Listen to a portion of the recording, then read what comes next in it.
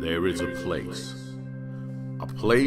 where one can see through the dark glass clearly, a place where there is no famine of hearing a word from the Lord, a place of stunned silence that can only mean that one has entered into the edge of eschatology.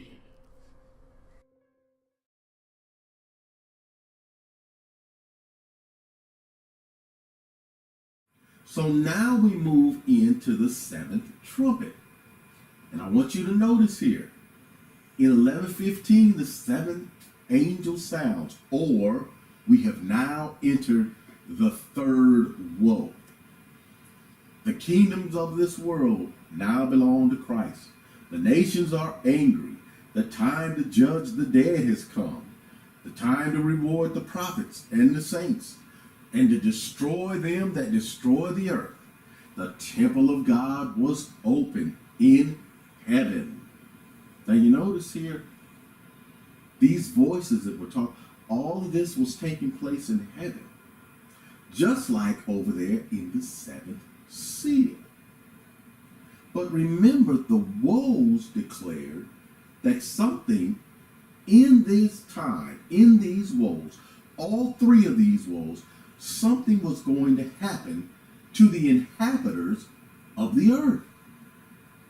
But when you look at that, nothing bad is happening to the inhabitants of the earth. Plus, the chapter ends there, and the angel didn't say the third woe was past. So what do we got to do? We got to do what we did before.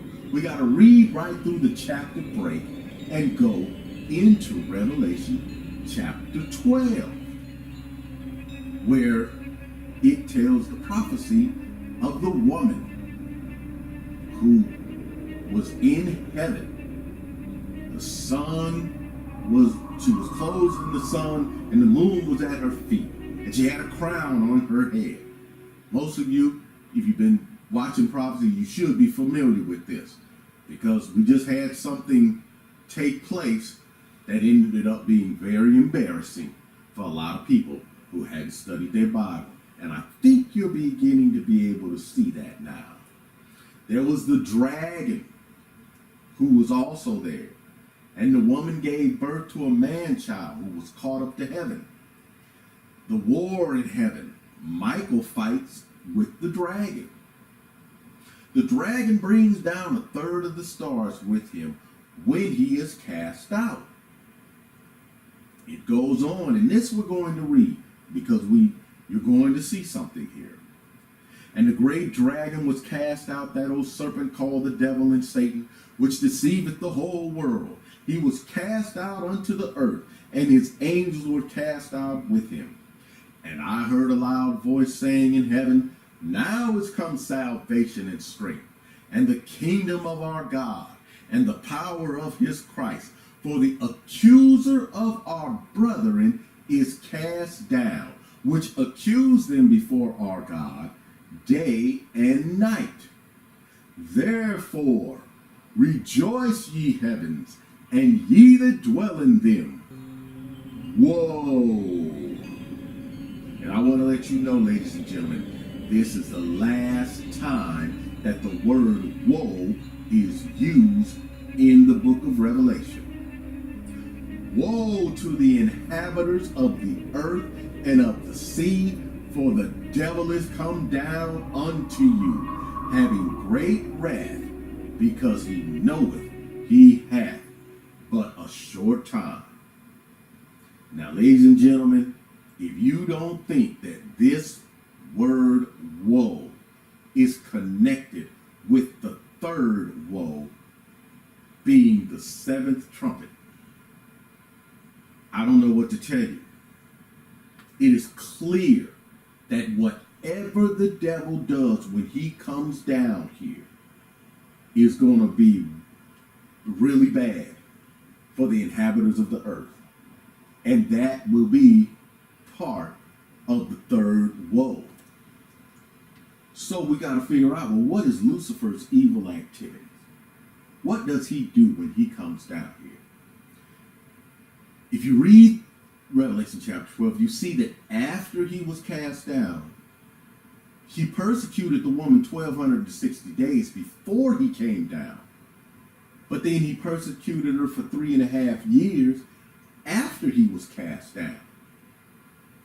And the serpent cast, talking about the devil, out of his mouth water as a flood after the woman. But she was able to escape. So the devil got upset and he went to make war with the remnant of her seed. Well, how did he do that? Well, ladies and gentlemen, to find that out, you've got to read through the chapter break to Revelation 13. What does it say? John wrote, and I stood upon the sand of the sea. But if you ask any theologian, they will tell you that's kind of a little bit of a mistranslation. It doesn't say, and I stood upon the sand of the sea. It states, and he stood, talking about Lucifer, on the sands of the sea. And that's when he said he saw a beast rise up out of the sea. The dragon, what did it say about the beast? The dragon gave him his power and his seat and great authority.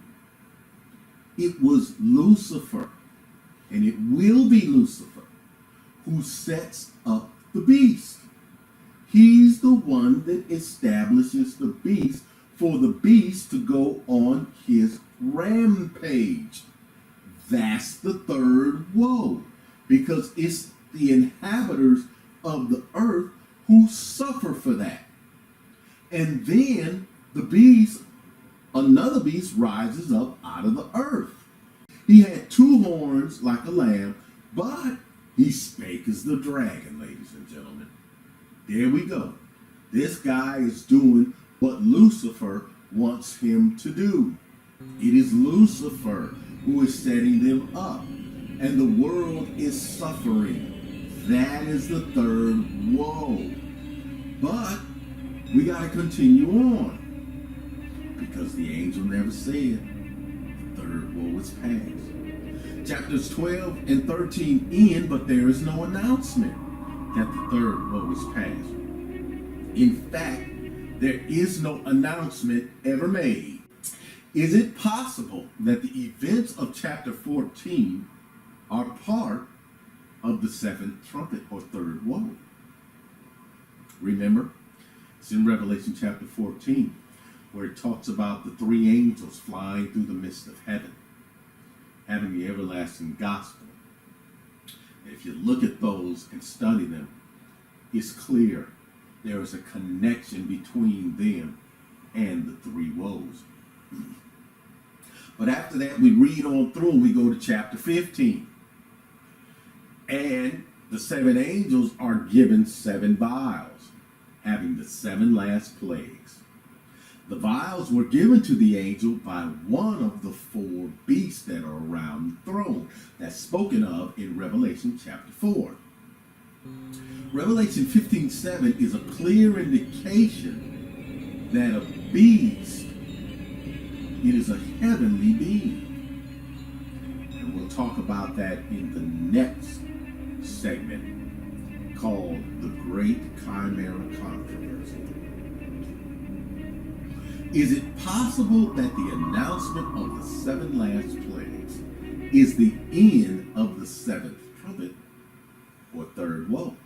Remember, when the seals ended, the trumpets started right after that. So we have to reason that it's possible that when the plagues start, the trumpets are over.